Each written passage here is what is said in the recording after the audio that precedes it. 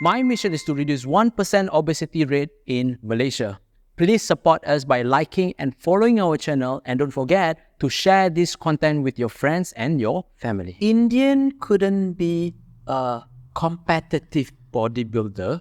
That was what he shared in our previous episode, and now he is the overall Mr. Malaysia and also the runner-up world champion in his weight class. What's up, guys? It's your brother from another mother, Coach Kam Izzwan. Welcome to the 20th episode of Kam Izzwan Podcast channel. In this channel, I invite credible, experienced, and successful individuals in their respective field. And also, Happy New Year to everybody. Please welcome Kumar Izzwan. What's up, bro? Hello. Welcome back again. Happy New Year. Happy New Year to you. And congrats. Thank you. Because the last conversation was you preparing for Mr. Malaysia, and now you dah jadi Mr. Malaysia, not in his category, but overall Mr. Malaysia. Yeah. Keseluruhan. Well done. Okay. In our previous episode, you were preparing for Mr. Malaysia. Walk us through that preparation from the off-season 2022. Off-season 2022. Okay. Off-season 2023. This year lah. Bila you off-season for Mr. Malaysia? This year. Oh, this year start. Okay. Because I competed until December 2022. Right. Yes. Okay. Last year I did 3 shows. Mr. Malaysia. 2022. Right. I won Mr. Malaysia, but category I lost the overall champ. But I won the heavyweight category. Then I took part a show in Indonesia, Karawang. I got second, the Open Championship. Then it was my first time representing Malaysia last year in the World Championship in Phuket, where I got 5th place. Nice. Yeah. Okay. So this year is the year where we got all this ended in December. So I took a couple of months off. Off means not I don't go to the gym or anything. I took rested my body, let my body recuperate everything. I still train, but on a not heavy, just 50% to 60%. Go on a lower calorie diet and let the body recuperate and relax a bit. Then on March 28th, I started my prep. Okay. So you took about 3 to 4 months lah. My competition was on October 15th. Okay, 5 months lah. Off. How many months off? As in your final competition was In December, so 3 months off. 3 months off. So that during that 3 months off, Right. how was the lifestyle? How was the eating habit? I still eat. I never do what I used to do before where I get, can use the word fat, Yeah. I remember you can use it. Can. I get fat or obese, I don't train. Right. And this time I made sure that I train, I diet, I watch my food. I still enjoy. I went on holidays, this, that, because you need to spend time with your family and everything also. And then I made sure that I had during the weekends what I liked and all that. But, when you are off, that means you're not off season. This is considered like off, right? You're completely off everything. Right. So that time I made sure I also got I usually make sure my blood work is all done. I get back into a healthy lifestyle, and I usually do my blood work just before I start my actual off season. So I make sure everything is proper. My kidney, liver, cholesterol, everything is intact. My general health, my blood count, my urine, everything. So once everything was good, then I start off my off season in March. So this is what I did at the time. I didn't go I was in standby mode to read. I was eager to start. Okay, why I ask this question? Because there are people out there, I believe so many people out there believe that during off season, you can just get fat if you want, because it's off season. Yeah. Then only during Cutting. you start cutting. No, that's a very wrong method. Right. I'm totally against that. And maybe I have done that before, but I did that also, I wouldn't say unintentionally, because of lack of willpower or discipline, I would say. But I didn't know the consequence of it also. Right. Then I only face it during cutting time. I'm like, oh shit, I shouldn't have gotten so fat. And I will be doing excessive cardio. And then you actually the total off season was a waste actually. So in order to have an optimal off season, or put it this way, if you want to improve, that's the whole goal, right? To improve, end of the day, it's you against the man in the mirror, right? Right. So if you want to keep getting better, every day counts. Lifestyle is that. Every day counts. It is not, yes, you have every day counts means you don't be you enjoy life and everything also, but don't give yourself a phase where, 2 to 3 months I can just get fat and then I can rework. No. You have a slight better period where, okay, Sunday night, I want to eat whatever I want because you want to enjoy life also. Or you watch your food, then you go to your family, like holiday, 4 days or 1 week, you eat whatever you want there, but you walk a lot, you make sure you do things. Like when I went, I'll tell you later, I went to Japan in between of my off season, 1 whole week, coach made me do it. Yeah. I ate, but I walked a lot. You'd be shocked. I came back with 3 kilos lighter. First time this happened to a body type like me, Right. I'm the guy and I ate nicely, but I had good food there. I had a lot of meat and this. I had 1, 2 desserts and all that stuff, but I was eating a lot of good food in Japan, but a lot of sashimi, this, that, and I tried to here and there be more mindful about what I select in eating, because this is important, I feel. Okay, we haven't started the process from the off-season. Why I ask this question, because like I said, there are people out there assume that if there's no competition, I'm just going to be whatever I want. Macam, I give you an example, Lee Priest. Remember Lee Priest? Yeah, of course. So, he is one of those guys that eat whatever he wants, get fat, and after that he get in shape. Yeah. Then I was one of them yang follow Me too. Lee Priest. We were doing it together until we realized. Kumar for sure, he improved different. It's because he's much more disciplined compared to before. Yes, definitely. So that's the transition. That's the main reason why I wish actually I had this discipline when I was younger. Then I think I would have been made, but no point talking about that. But that's a fact. If I would have implied this when in my early 20s itself, right, I think I could have been like now, of course, I'm in my almost late 30s already. I started implying this only from my maybe early 30, 32, 33, and I started implying this.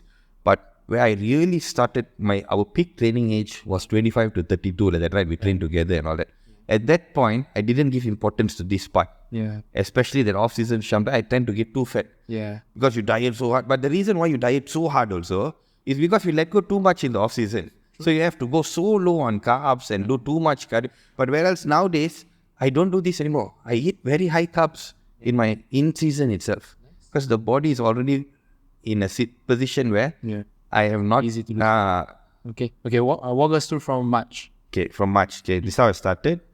I started with about 98, 97 kilos, like how I am now. This is my current weight.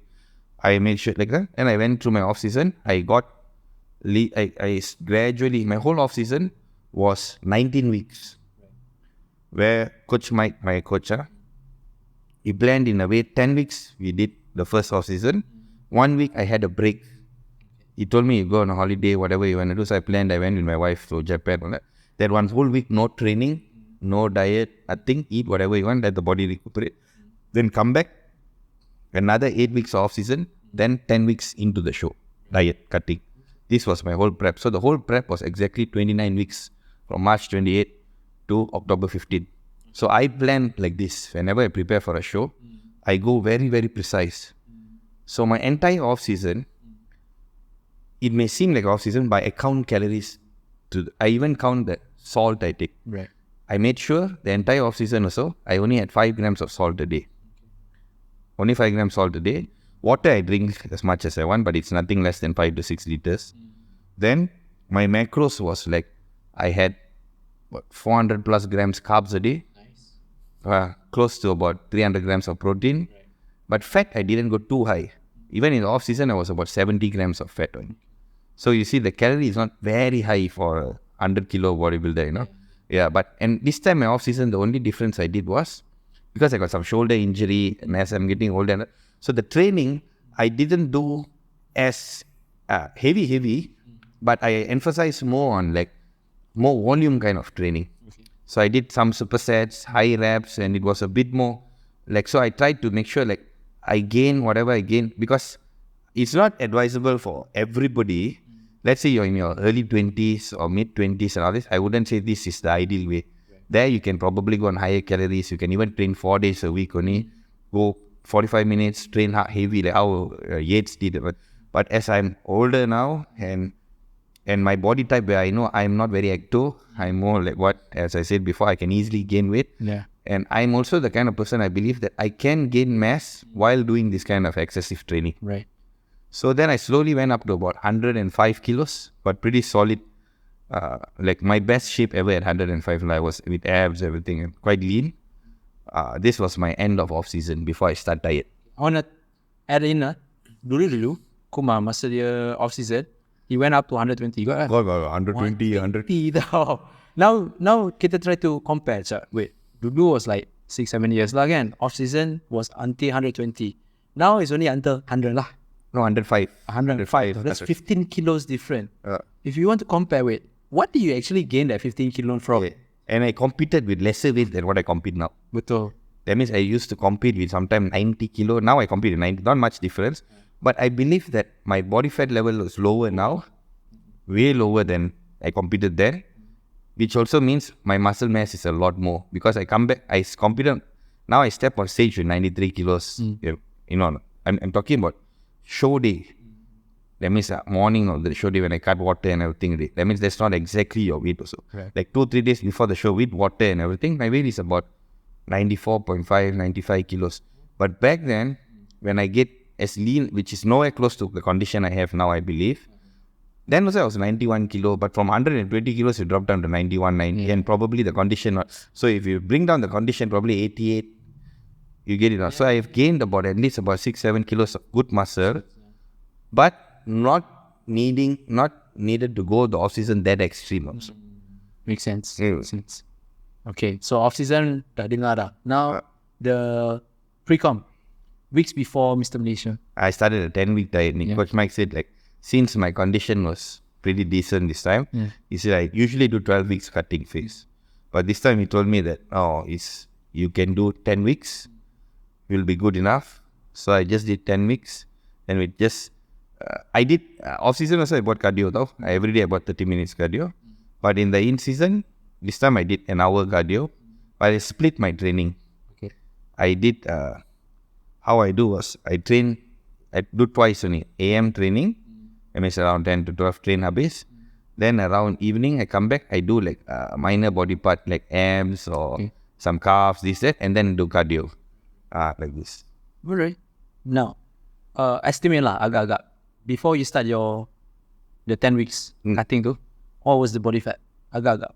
Definitely below 15 lah. I think at least 12 to 10. Okay. I think maybe 12 to 10. Then on stage? On stage berapa? 4? I don't know. I rasa because your condition gila kan, it's about 3%. 3-4%. Maybe 3-4%. So then if you take like that means 93 kilo, 10%.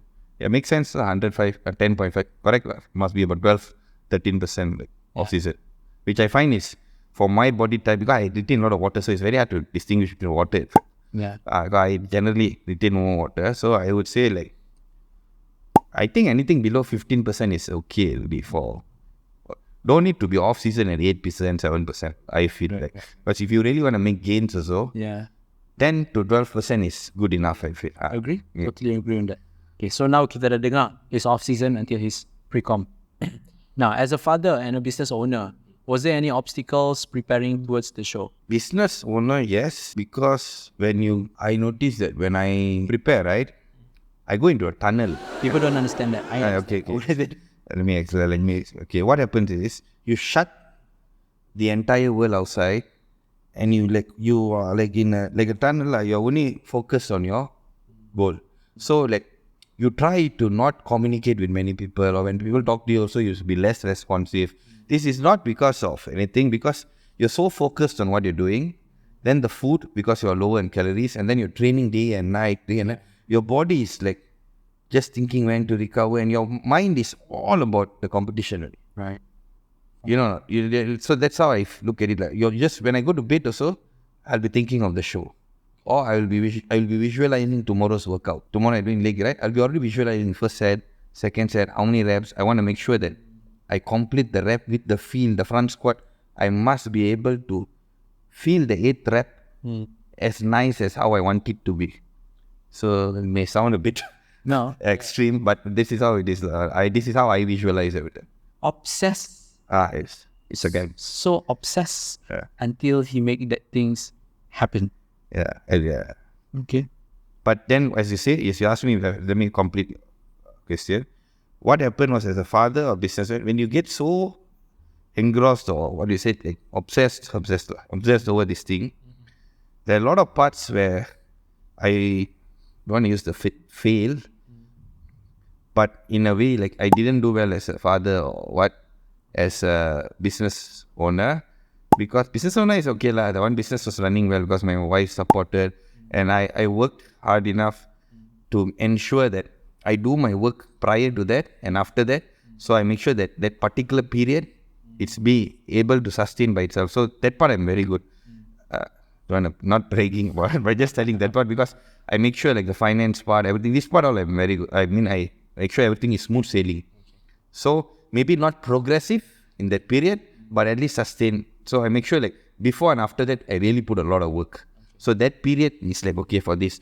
But the part where as a father, as a husband, and as a son to my mother, these are three main roles. And then of course, cannot neglect friends as well, right? Friends and clients who are also my friends, family members and all that work. Because my family, we are close, right? So this part, I isolate myself a lot. So, but I've got a very strong support system. They understand who I am because after years, right? They're very supportive. So that part gives me more of a responsibility like that. Like, I have to do well. Like, I have to give, because these people are understanding what I am going through, and they're so supportive. That means they're like, okay, go for it. Go. No mind. I don't attend functions. I don't, our gatherings, we don't get. Then my clients, we all every time like to go out. They're very, very supportive. So my son sometimes talks to me, right? I'll be stoning, He'll be asking me question. I'll be, then my wife, she's very supportive. She'll tell like, no, don't, you must understand, like what? And that Papa is now tired, that he wants to play with me. He likes to be, because I'm big, right? So what's the point of being big? Correct. They want to be like, they cannot go punch everybody else, but they can punch. So they like to play physically with me. And sometimes I'm too tired. I'll be like, oh, sorry. Like, I'm tired. I sit at the side. Then then he'll be like, he also understands. He's like, okay. But he's still, I feel like he's very proud of my company. Maybe he's still young. Bila tua, apa dia cakap, ini trophy je. That time, where is my Lamborghini? No. Of course, all son will for sure be proud. Hopefully he feels the same when he gets older. So as the 6-7-year-old, they look at you like a hero because you got the 6 packs and like you are. So, and you enter shows, and like, I remember last year when I won Mr. Malaysia and all that, he had very high expectations on me. So when I went World Championship and I got 5th place, he was like, only 5th? Then I also did. Then this year when I won the overall Mr. Malaysia, then when I won 2nd, he was very different. You know what he told me? Oh, you're very good. From 5th, you became 2nd this year. So like he remembered that I got 5th. Yeah. So that's already a very big progress, he told me. Yeah. So he didn't tell me only 2nd. Then I was like, oh, he also know how to talk to me. Right. So that part I felt, now I'm trying to make it up to it. Like, that's the only thing. Can I assume, correct me if I'm wrong, can I assume that the obstacle happened because you're so obsessed with your goal that the attention wasn't sufficient for your family? Yeah. It's there, but just tak cukup macam apa yang, parents atau family nak. Correct. For sure, like, let's say I ajak lepak, tak boleh lepak because it's dieting. Kan? So, can I say it's because your obsession? Maybe obsession sounds bunyi macam tak baik. But the priority. Okay. The priority was given too much. You see, we build strength to the point where we think we can move mountains. Bodybuilders, when they put your mind, you train, you down, you carry low, but you give 100% in the training. So in a way, your mind is fixed, or not. Other than that whatever you want to specifically prioritize your energy for, the rest all you try to save your energy. You notice this a lot. You try to conserve the thing. So anything else you try to shut down. It's a very selfish thing. I mean, like, yes, but I don't know what else to do when you want to really achieve something. Of course. You feel in a way like you want to conserve whatever you have, and you want to use 100% only for the training and for the focus. Other than that, you want to conserve the energy. So anybody even asked to do a small work also, that cannot, right? But not that you can't do. Come on, I'm doing deadlifts at 220 kilos and not 20 kilos. Don't tell me I cannot do a small work. Of course you can. But it's like you worked in a way like this. But this is also possible for me I respect a lot of athletes out there who are not privileged or will have a supportive.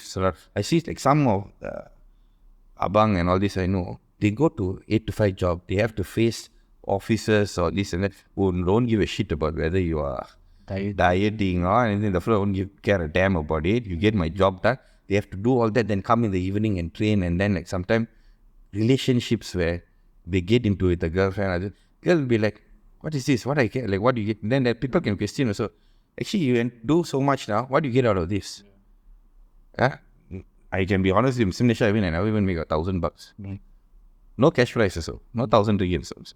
So, some people ask you, say, no, what do you do all this for what? You tell me you make me 50,000, 100,000. No, what? But the effort we put in is way more than most rewarding things people do for in this world. Correct or not? Mm-hmm. And it's like not like other sport where you just put 2 hours a day or 3 hours a day. It's this entire, how many weeks I said just now, 28 weeks or 29, it builds up in. And the last 10, 12 weeks on, it becomes so intense. Yeah. So, why I ask this? Because you have won Mr. Malaysia overall and became second in the world.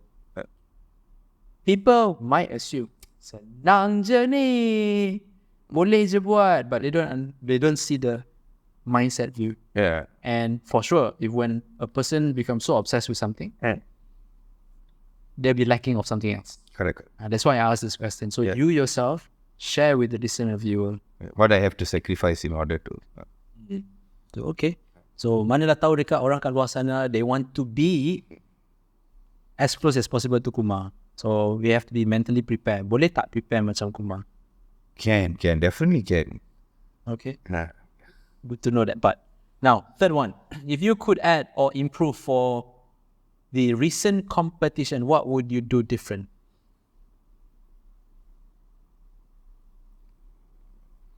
Honestly speaking, right? Mm-hmm.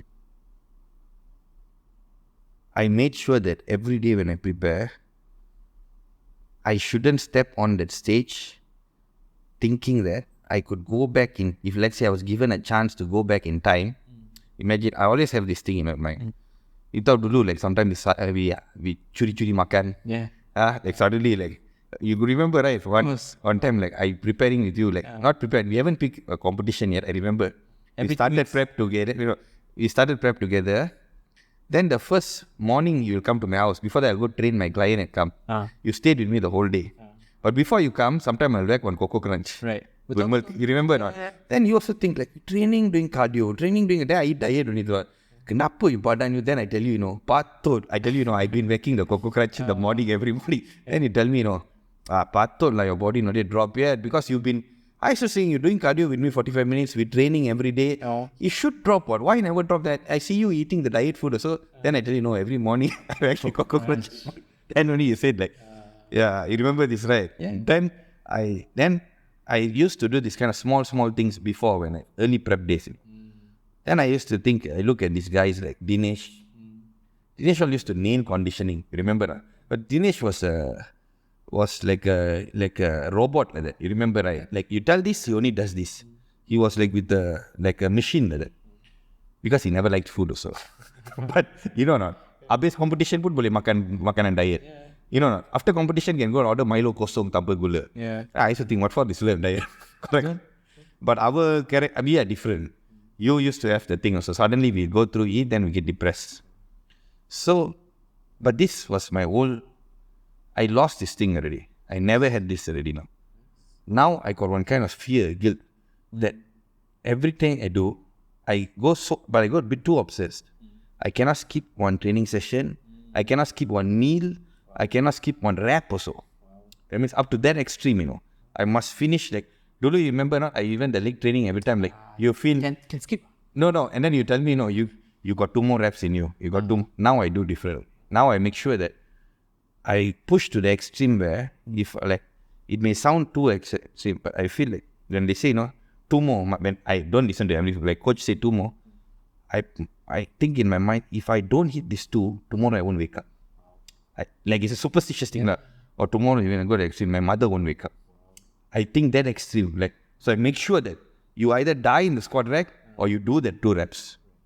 You go to that extreme, because I watched once Dorian Yates said, imagine the fella holds a gun to your son and pulls the trigger and say, you do that rap or I will pull the trigger. Will you do the rap? Of course. You'll do whatever it takes. Yeah. So when somebody says they're done, they're not done. You're far from done, trust me.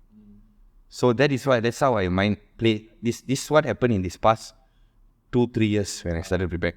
So when I had this thing in my mind, when I step on that stage, if let's say I get a car like this Back to the Future and somebody tells me like, no, you can go and change. I don't want to have that mind that I can go back that day and not eat that cheat meal. I would have eaten clean, or I would have finished that leg workout, or I would have finished that cardio session. No. So I made sure that when I step on the stage, there is nothing that I would ever go back and change. So I did everything. Okay. There's nothing I would ever do different. I have got some injuries. Maybe I can tell you that, maybe I wouldn't have done that one particular exercise because that lead to the injury. But that is fate, but it's meant to happen. So other than that, that's an injury is accident, right?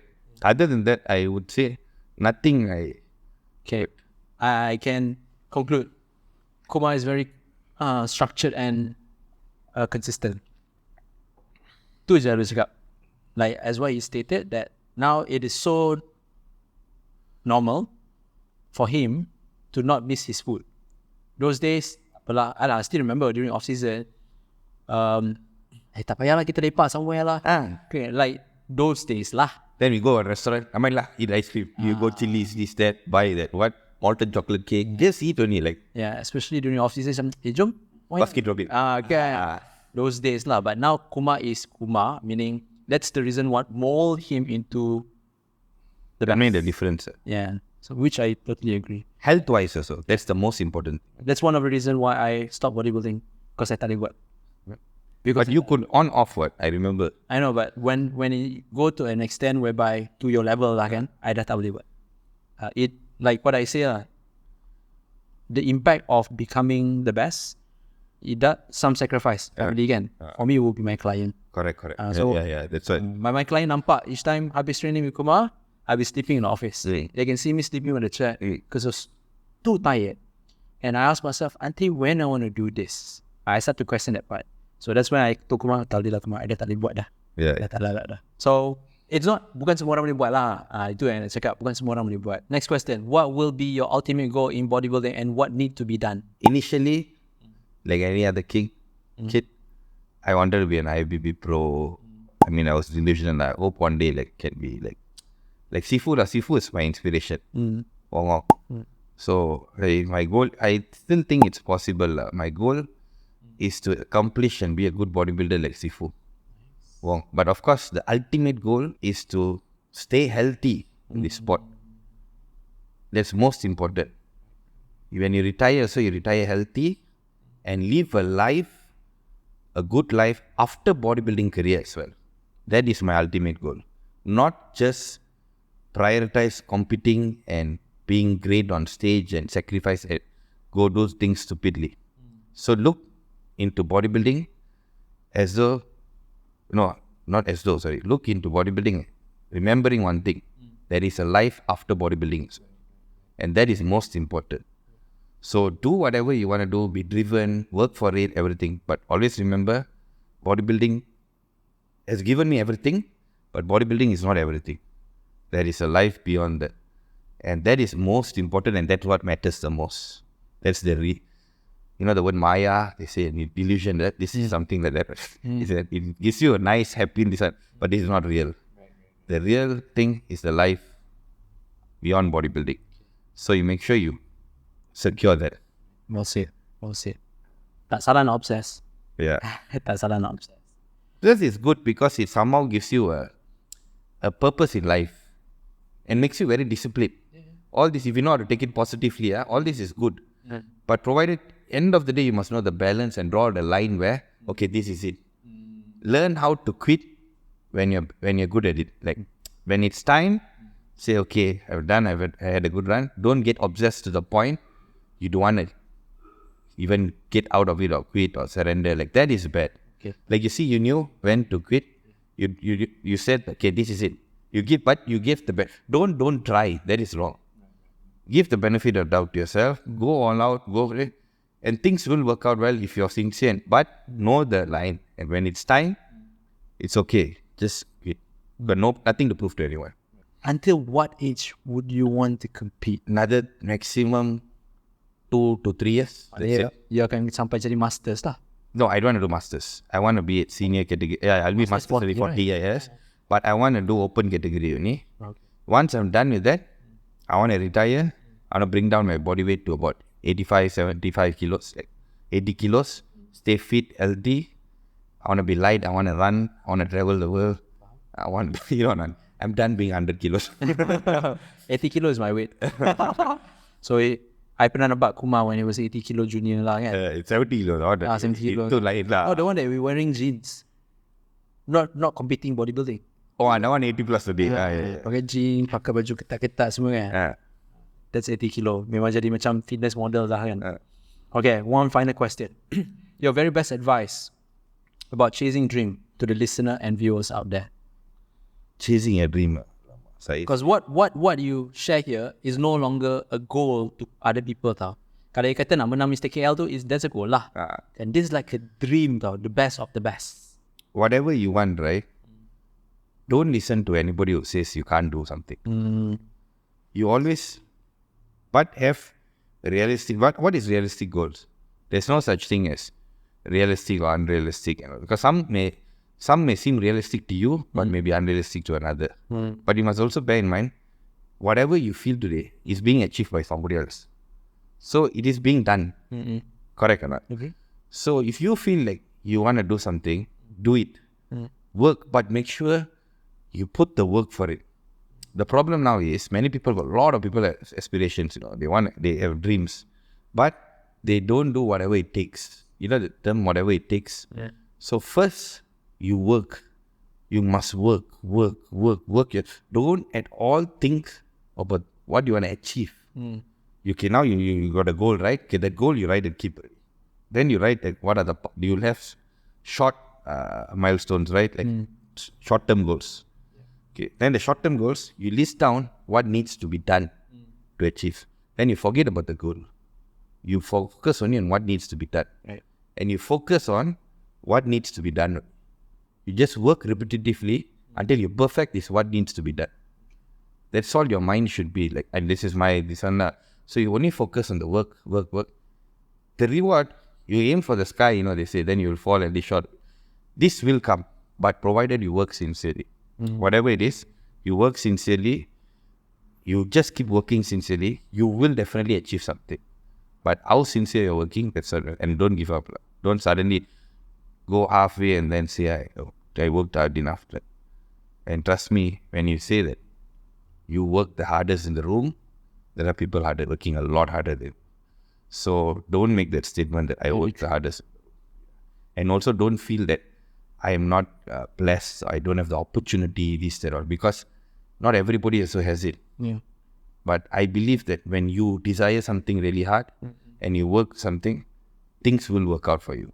The universe works in a way that opportunities will come when you sincerely work towards something. Maybe not today, tomorrow, but it will eventually come as long as you're working on it sincerely. This is just my belief. Very true. 100% agree on that part, especially putting your effort in.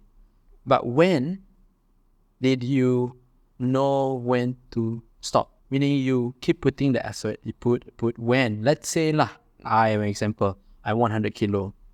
I look at Kumar, you inspired me. Kumar used to be fat, suddenly now Mr. Malaysia. I want to become like Kumar. Repetitively in my ear, Kumar keep telling, don't stop, put the work. Okay, I start doing that. I start losing weight, probably from 100 kilo to 90 kilo. Then all of a sudden, no more changes. Okay. I get your question, but you see, the first part, right? I looked at Kumar and I got inspired, right? Same. I looked at Wong, I got inspired. Or I looked at Sean Ray or Flex Wheeler, I got inspired. Correct. There is the beginning point. Inspiration is the first point, which makes us gravitate towards the field you want to go to. Yeah. So now, let's say you see me 100 kilo, you're inspired, you want to be 100 kilo. You work, you start work. But along this process where you work, you will start discovering yourself. Right. You understand? Then you will, if you really work, you will start realizing that everybody is special and you have your destiny. That means you don't work blindly. Inspiration is good. Someone inspires you, you have an aspiration, that's all good. But that is just for you to get a direction. But the direction, that means your destiny is never that person. The destiny can never be that person. Your destiny, you set your destiny. This is what I believe. Everybody has got their own destiny, and you will discover this destiny as you start working hard. These answers will come to you. So then you will create a story where people will be like, I want to be Kamarul. Right. I want to be like whoever you are, Mr. Z. Or there's a fellow who said that I want to be Kumar. People will start saying, I want to be Mr. Z. And then that fellow will find his journey. Okay. This is what I believe. Okay. So it's good to have... Like I have Sifu, right? I have Sifu. Betul. But now, you see, along the way, I no longer want to be Sifu already. Faham. I've discovered my own path already. And it's going that way. Yeah. So, but initially, that was Coach Mike, all these people were like I want to be like this. I want to be like this. But along the way, I have bits and pieces of all these people in me. But I'm forming my own self. That is the real success. I mean, road towards success. I wouldn't say so. Okay, correct me if I'm wrong based on apa yang nak cakap kat sini. For those yang tak tahu what they want to do in life, they do not know their direction. It's good to have an inspiration or a role model. Role model, yes. Or you want to be like. Along the way, you will find what you want to be. Correct. Only initial stage you tak tahu kat mana. Maybe they can mentor you, maybe they can advise you, or maybe along the way we think about, oh, you know what? Maybe I do this way better. You'll take on diversion. Yeah. Okay. You'll discover yourself. But that's why I said work. Working sincerely will lead to discovering yourself more and more. And that is the best route. Awesome. And I hope everybody, the listeners and the viewers, gain many new things, many new insight from Kumar, especially on how he prepare his off-season and pre-com. We do not want to discuss on apa dia makan. We just want to discuss on his preparation, because people will come up with your own analogy in terms of diet, makan sikit, makan banyak, low carbs, no carbs. We just want to understand how long does it takes for him. And it's amazing. Less than 3 months when we first interviewed Kumar, and now dah jadi Mr. Malaysia and run up for world champion. Congrats again to Kumar, and hopefully in future we invite Kumar again to share his next journey. Who knows? That next time he'll be Mr. World pula. Kan. Alright, thank you very much kepada anda semua yang mendengar dan menonton. See you guys again in next episode. Take care. Peace out.